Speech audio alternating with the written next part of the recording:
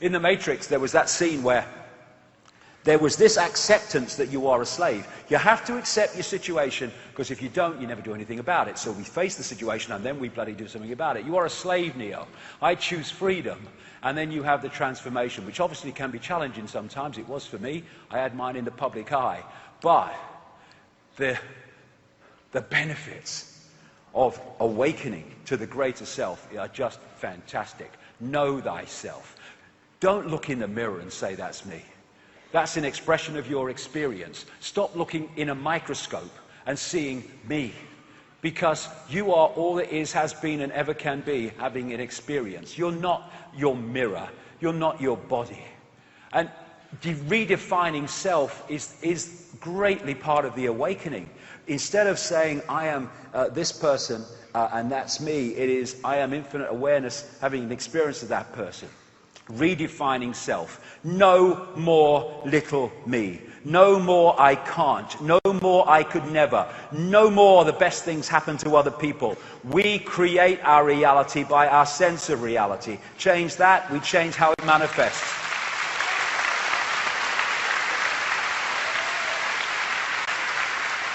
Taking responsibility. You know, people don't want to take responsibility, they want to hand it out. It's all your fault. And it's all right, we need to know about this manipulation, we need to know about this conspiracy, so we can understand where we are and do something about it. But let's not forget this. 7 billion people can only be enslaved by a tiny few because they have accepted and acquiesced to that control. So we are responsible. That's great news, because if we are responsible, we can take that responsibility and bring an end to it. There's no such thing as good luck or bad luck. It's just what you create. When people say, why me? Why is this happening to me? It's a good question.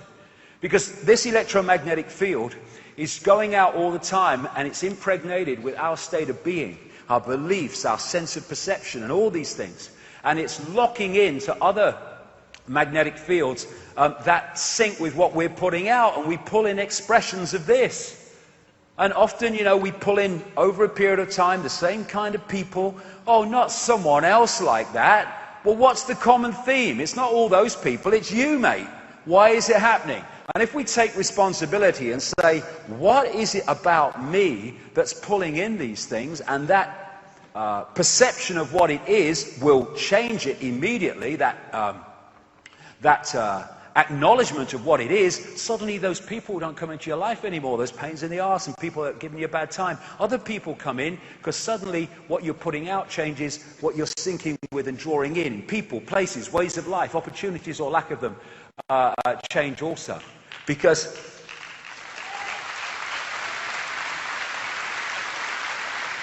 this reality, this holographic reality of the conscious mind, is like a movie screen. When it hits here, it's a done deal. We need to go where it's coming from. If you want to change the movie, it's no good standing on the screen complaining and telling the bloody movie to change. It ain't got to change. You've got to find where it's being projected from and change that. And this is the movie, but this is where it's being projected from. And if we change that, we change the movie. And the conspirators know that. That's why they manipulate us to have certain realities, because they know we'll manifest them. How do we know what is projecting from within to the conscious mind? The language of life. What is the language of life?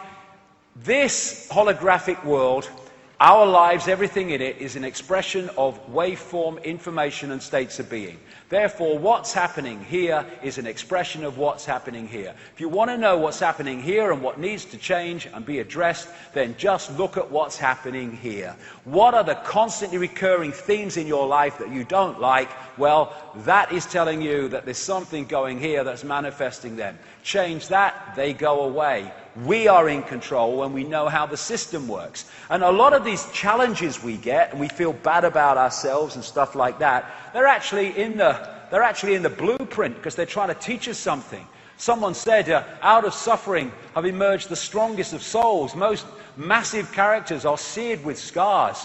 There's nothing like experience of this world to understand this world, I tell you. Why me? Well, that's ask yourself. It's your choice. As the oracle said in the Matrix, when Neo said about choice, she said, you've already made the choice. Now you have to understand it. You didn't come here to make the choice. You've already made it. You're here to try to understand why you made it. But the choice to be in this reality in this cycle was made by consciousness beyond time and space. That which is within time and space is trying to understand it. That's why it finds it so difficult. Why us? Why are we in human form and in this part of the cycle with it all going on? Same thing. You've already made the choice. You've got to understand why you made the choice. But that made the choice. This is trying to understand the choice. And the more this opens to that, the more you understand why you made the choice. And I would suggest that vast numbers of us made the choice because we're here to break the spell. We're here to break the spell.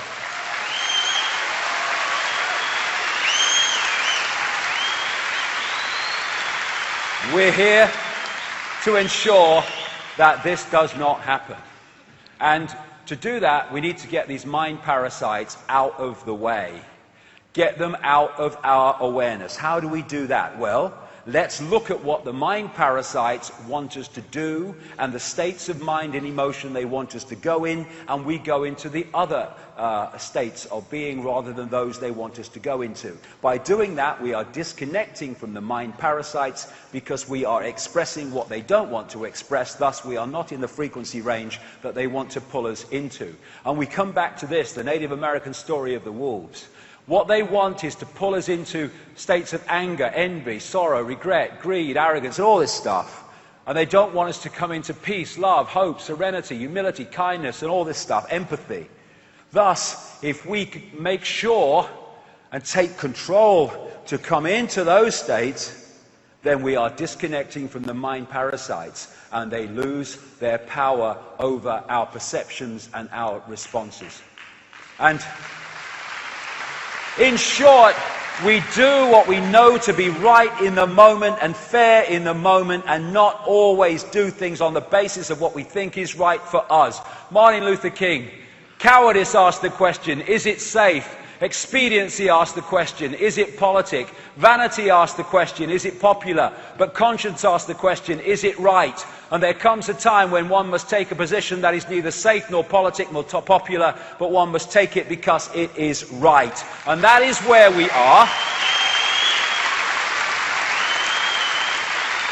And as I've been talking about the best part of 20 odd years now, my first book on these subjects was called Truth Vibrations, and it was after the fact that I understood at that time that there was a vibrational change coming, in other words, an informational change coming, that was going to wake people up from the slumber, individually and collectively. There was no sign of it at the time. My goodness me, look at it now.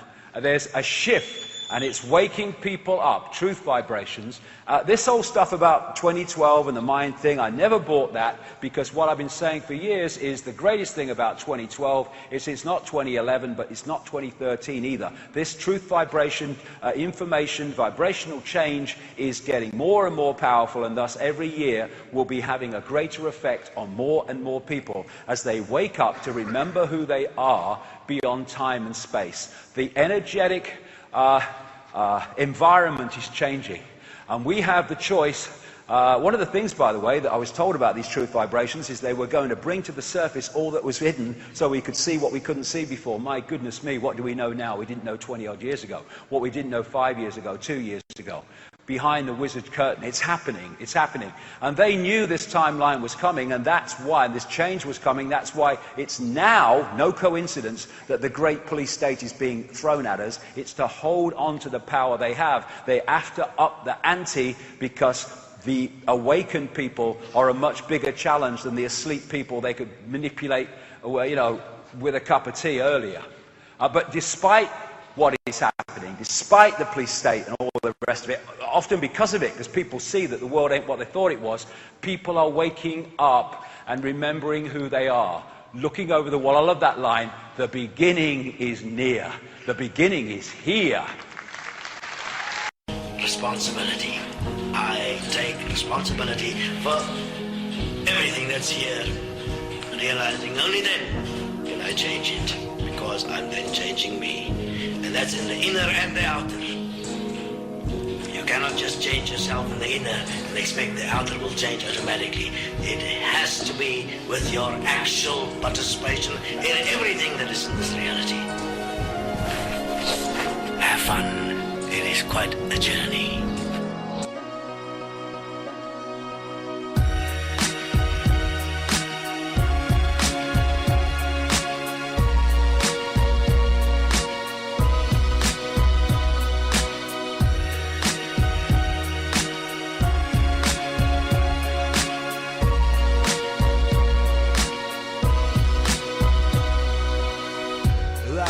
also oneself always contains courage and inner wealth. Go in the mirror, count the times you cry. Look into the friend's eyes and say goodbye. Everything that comes together, keep it inside. Every hurdle that you jump, make it alive. Every time you turn to stone in life, let that granite set your heart in time. Life lost, take it back. Do things out of dedication and only that. From the ground up you create dedication that creates a foundation of a better sensation. And life is a beautiful journey, that all the pain in your heart was well worth earning. And can't be taken back, but neither can your life, and you're fine with that. Love's a beautiful journey.